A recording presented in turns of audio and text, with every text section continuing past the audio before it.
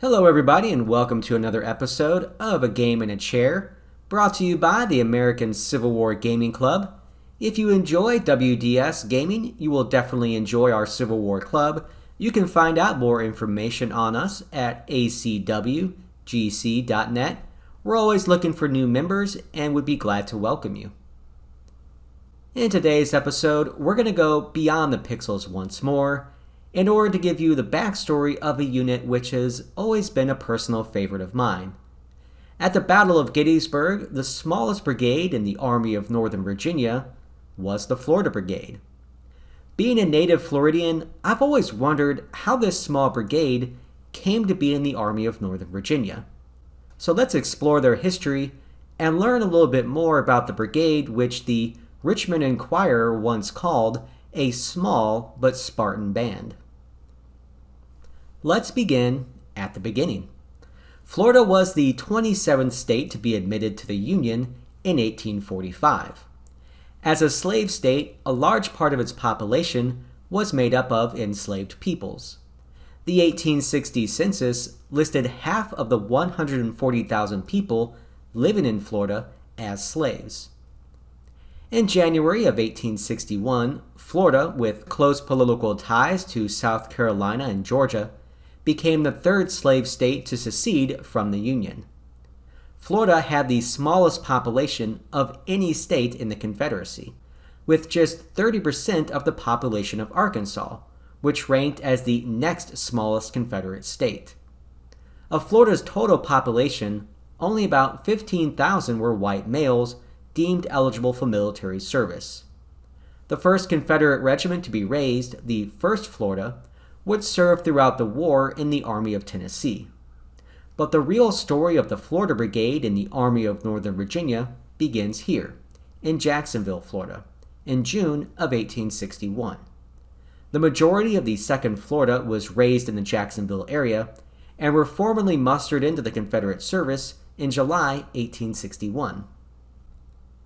The available information for this regiment indicates the men had an average age of 23, and although complete information is not available for all enlistees, from extant records it appears that northern-born soldiers totaled 3% of the regiment. Foreign-born soldiers comprised about 7% of the regiment. 14 of these men hailed from Ireland, 7 from Germany or Prussia, and 3 from England, with Canada, Cuba, Italy, Norway, and Russia each supplying a single representative. Somewhat surprisingly, only about 3% of the 2nd Florida members bore Hispanic surnames. Native Floridians comprised approximately 1/3 of the unit, while 57% hailed from other southern states. The 2nd Florida would be the first unit from Florida sent to Virginia in the summer of 1861. The 2nd Florida would see its first action on the peninsula in the spring of 1862. At Yorktown, the regiment would serve as part of Early's brigade and would have its colonel, George T. Ward, killed in action in that battle.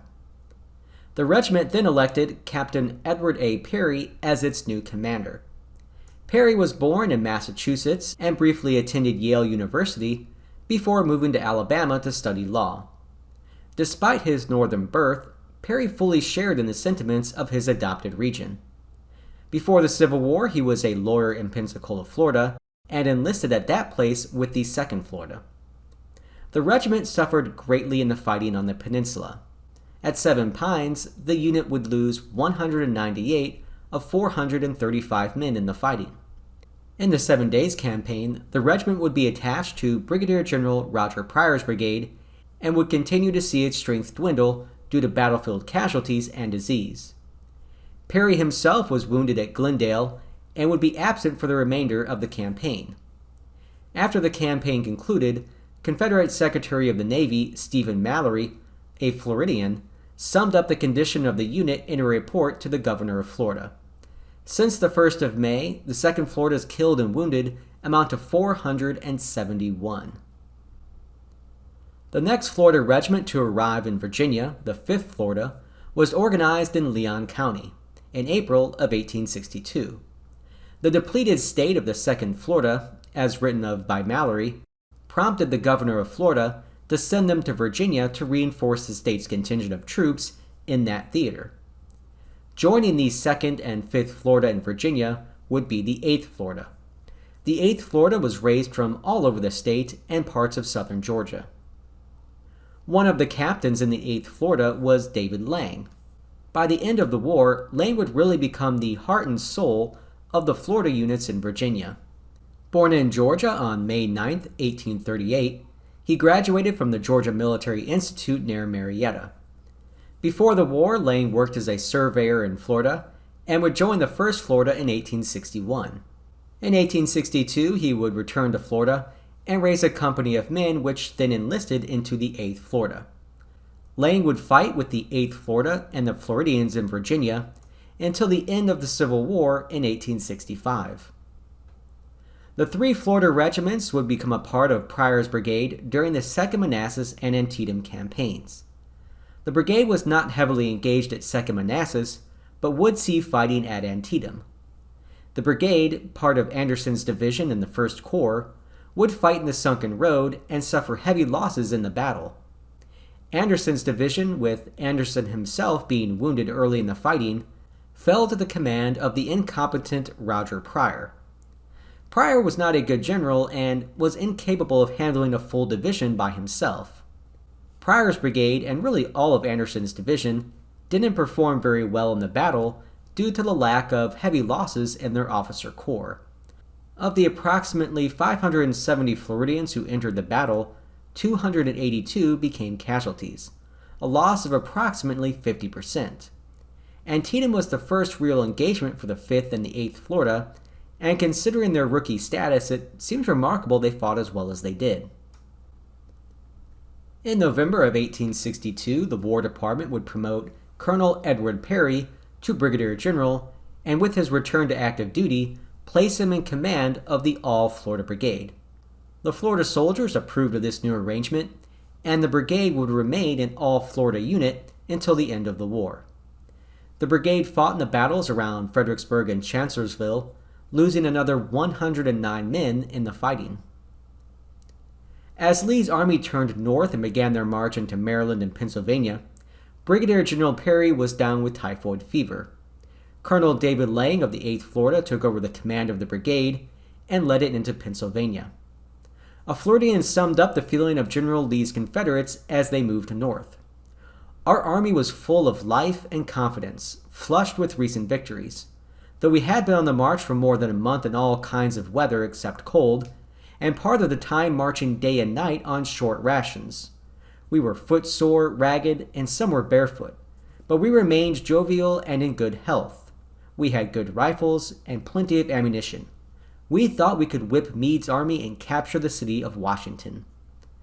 The brigade, still part of Anderson's division, was not engaged on July 1st. On July 2nd, the brigade was formed up on the eastern edge of Spangler's Woods. Anderson's division would operate in conjunction with Longstreet's attack on the Federal flank on the afternoon of July 2nd. The Florida Brigade was in a position on Wilcox's left flank and would advance in echelon once Wilcox moved forward at the signal from Longstreet. David Lang noted, "About 5 p.m., I received an order from General Anderson to the effect that General Longstreet was driving back the enemy's left, and that Wilcox would advance whenever General Longstreet's left advanced beyond him. I was ordered to throw forward a strong line of skirmishers and advance with General Wilcox, holding all the ground the enemy yielded." At 6 p.m., the brigade advanced forward and met the enemy near the Emmitsburg Road. Here they engaged with Carr's brigade of Humphrey's division and helped drive them back towards Cemetery Ridge in confusion. A Federal officer in the 26th Pennsylvania wrote of the Floridians, "I never before have seen such desperation on the part of the rebels, who hurled themselves in columns upon us in masses." After driving back the Federals, the Floridians continued forward in pursuit. Anderson supposedly sent word that he would reinforce his 3 attacking brigades with his final 2, but he did not. But with the battle hanging in the balance, the Confederates already committed to the attack had to keep moving forward. Eventually, on Lang's right flank, Wilcox's brigade was counterattacked by the hard-fighting 1st Minnesota. But the Florida Brigade kept advancing on Cemetery Ridge and into increasingly heavy enemy resistance. Once it became clear that Wilcox had been stopped by the Federal counterattack, Lang knew he had to fall back or risk seeing his brigade destroyed. Lieutenant James Whitworth of the 5th Florida recalled that the Bluecoats poured a perfect torrent of grape canister and shell after us with terrible effect. The brigade returned to Spangler's Woods minus 300 men, 40% of their strength, and many of their officers who were killed or wounded. The 8th Florida lost its colors on the field, which were eventually recovered by the 72nd New York. One Florida officer complained that, had 2 or 3 brigades been sent to us in support, we could have held the position that it cost us so dearly to take. Why didn't Anderson support the attack? Well, that could be an entire episode by itself. In the end, though, the attack was not supported and failed. On July 3rd, the Florida Brigade would be attached once more to Wilcox's brigade and used to support the attack on the Federal center. After the costly attack the previous day, Lang and Wilcox had little confidence in their current situation, their mission, or the wisdom of Hill and Anderson. They most assuredly felt little enthusiasm for again charging Cemetery Ridge.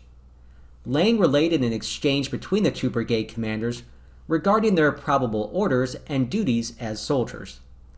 "I called upon General Wilcox," Lang later wrote, "and asked what he intended to do if he was ordered to assault after Pickett's division was repulsed, as we both felt confident it would be. He replied in substance that he would not again lead his men into such a death trap. But I said, suppose your orders are imperative, and admit of no discretion in the matter. Then he said, I will do so under protest." Lang's writings show that he had no illusions of victory on July 3rd, nor did Wilcox. "We were confident that what Anderson's division had failed to do on the 2nd, Pickett could not do 24 hours later when the enemy had reinforced his line." Poor coordination and orders would eventually launch Wilcox and Lang across the same ground they had fought over the day before. Pickett's division had already been repulsed by the time the orders came to move forward.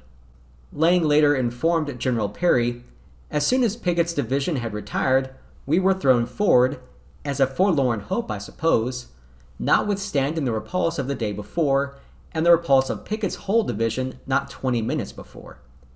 The men of the brigade advanced with little confidence or enthusiasm against a withering wall of enemy fire. The Vermonters from Stannard's brigade struck the flank of the Florida Brigade, and soon Wilcox fell back with his men, leaving the Florida Brigade to make its own way out. In his after-action report, Lang stated, "I ordered a retreat which, however, was not in time to save a large number of the 2nd Florida Infantry, together with their colors, from being cut off and captured by the flanking forces on the left." The 5th Florida's flag was the brigade's only regimental banner not captured at Gettysburg. Today, the flag occupies a place of honor at the Florida State Archives in Tallahassee. The brigade retreated back to Seminary Ridge, having accomplished nothing of substance. Thus ended their role in the Great Battle of Gettysburg. In fact, the retreat of Lang's brigade arguably marked the end of Pickett's charge and the battle itself. Of the 742 men who marched towards Gettysburg on July 1st, 461 had been killed, wounded, or captured. The brigade lost 62% of its strength, reportedly the highest casualty rate of any Confederate brigade during the invasion of Pennsylvania.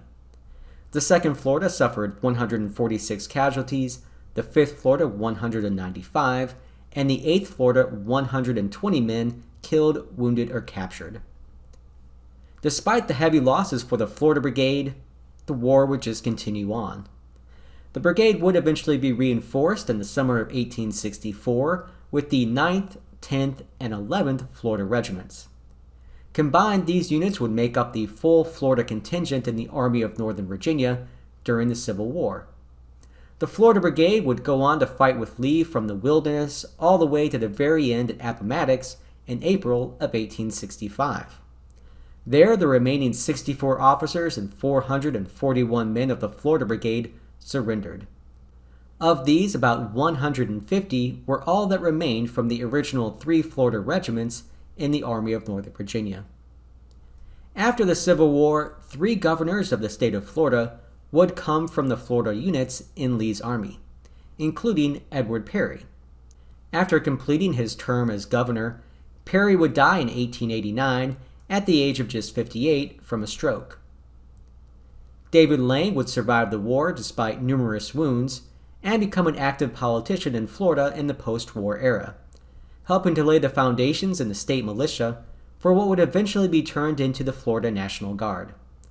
Lang was only 25 years old during the Battle of Gettysburg and would go on to survive for 50 more years. He died in 1917 at the age of 79.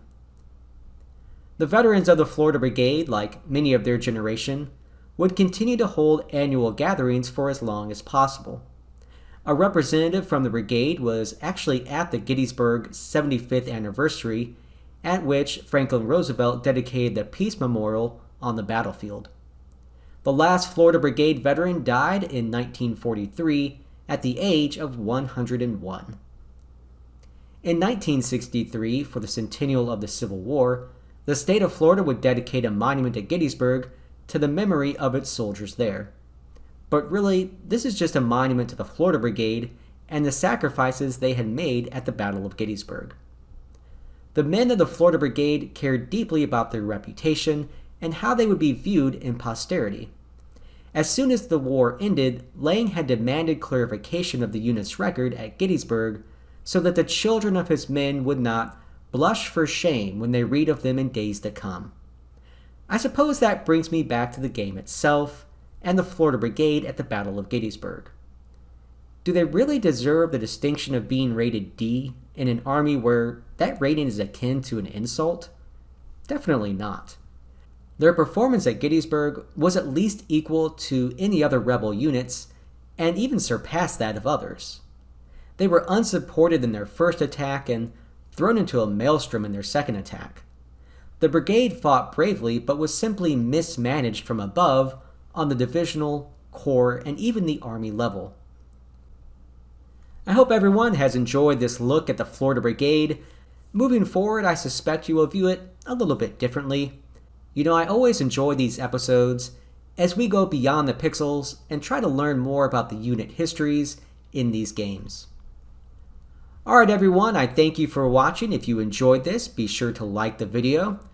You can also subscribe to our channel. When you do that, you'll get notified when future videos drop. Alright, that's all I've got for today. Until next time everybody, just keep gaming.